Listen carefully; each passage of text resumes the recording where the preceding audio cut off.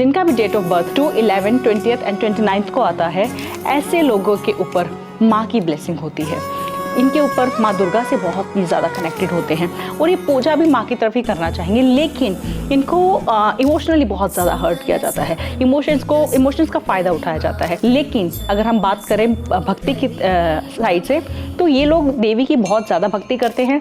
इनकी ज़िंदगी में बहुत उतार चढ़ाव आते हैं, लेकिन ये लोग बहुत ज़्यादा सरेंडर रहते हैं माँ की तरफ।